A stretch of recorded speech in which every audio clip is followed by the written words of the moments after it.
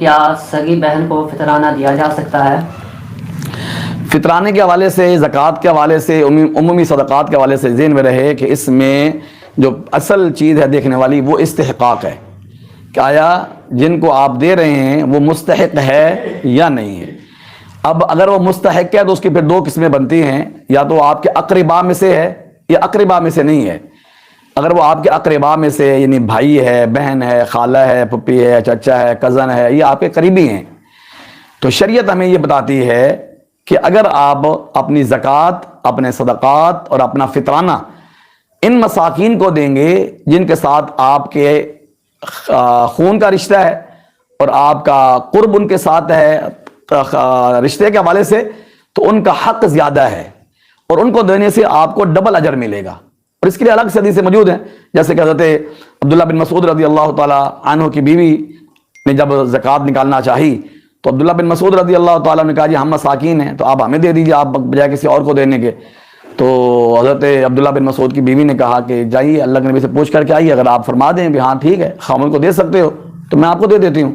تو اس نے کہا جی میں تو نہیں جاتا، مجھے شرم آتی ہے، آپ خود جاؤ۔ تو پھر حضرت عبداللہ بن مسعود کی بیوی جناب زینب رضی اللہ تعالیٰ عنہ وہ گئیں اور آپ سے مسئلہ پوچھا تو آپ نے فرمایا کہ انہوں نے درست کہا ہے، اگر آپ عبداللہ بن مسعود کو دیں گے اور وہ اس کو اپنے بچوں پر اور اپنے اوپر خرچ کریں گے تو تمہیں اللہ ڈبل اجر عطا فرمائیں گے۔ تو اس لحاظ سے بہنوں کا، بھائیوں کا حق تو زیادہ ہے،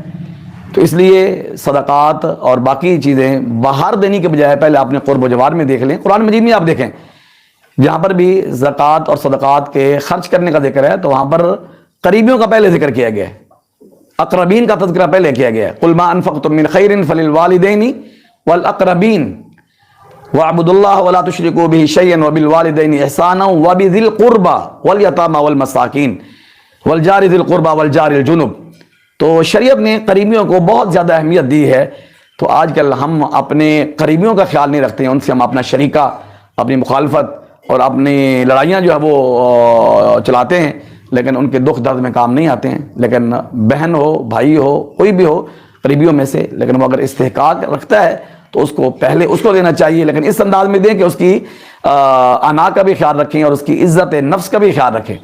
سب کے سامنے جا کر کہیں گے یہ 2000 روپے زکوٰۃ کے ہیں جی، یہ 1000 روپے ہے جی فطرانے کا ہے جی، یہ میں نے کہا جی آپ مستحق ہیں تو آپ کے حالات خراب ہیں میں آپ کو دے رہا ہوں، نہیں یہ کوئی طریقہ نہیں ہے۔ یہ تو آپ ان کو جو ہے وہ ذلیل کر رہے ہیں اور ان کو جو شرمسار کر رہے ہیں لوگوں کے سامنے۔ اس انداز میں دیں کہ پتہ ہی نہ چلے، دائیں ہاتھ سے دیں بائیں ہاتھ کو پتہ ہی نہ چلے،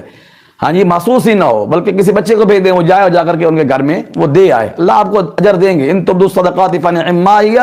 وان تخفوها وتؤتوها الفقراء فهو خیر لکم۔ تو اس لیے اس چیز کو بھی پیش نظر رکھیں، صدقہ جو ہے وہ کسی کی دل آزاری کا ذریعہ اس کو مت بنائیں اور اس کو تشہیر کا ذریعہ بنا کر کے اپنی نیکی کو برباد کرنے کا سامان مت پیدا کریں۔ اللہ ہم سب کو توفیق عطا فرمائے۔ اس لیے بہن کو دیا جا سکتا ہے اگر وہ مستحق ہو۔ کہ اگر وہ بہن جو ہے ایک جوائنٹ فیملی کے اندر باپ کی زیر کفالت،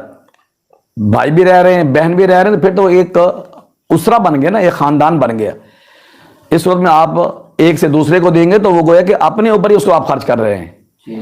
اس صورت میں آپ اپنی بہن یا بھائی کو دے سکتے ہیں جب وہ آپ سے الگ ہوں اور ان کا کھانا پینا مستقل ہو۔ اگر وہ آپ کے ساتھ ہیں، اکٹھے ہیں،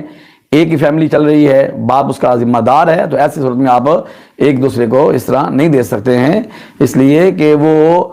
ایسے ہی شمار ہوگا جیسے آپ نے اپنے گھر میں رکھ لیا ہے، اس کو اپنی جیب میں رکھ لیا ہے۔ کیونکہ جب ہیں اکٹھے تو آپ بھائی کو دیں گے 2000 روپے تو وہ بھی تو ابا کو جمع کرائے گا، ابا سے لے کر آپ نے ان کو دیا ہے وہ ابا کو جمع کرائے گا تو وہ دوبارہ آپ پر ہی کیا ہو جائے گا، اس کو استعمال کیا جائے گا۔ اس لیے اس صورت میں بہن یا بھائی کو دیا جا سکتا ہے جب وہ انڈیپینڈنٹ ہوں، الگ ہوں، مستقل ہوں، الگ اس کا سلسلہ ہو کھانے پینے کا، رہن سہن کا، تو پھر ان کو دیں گے، اگر اکٹھے ہیں پھر نہیں دیں گے۔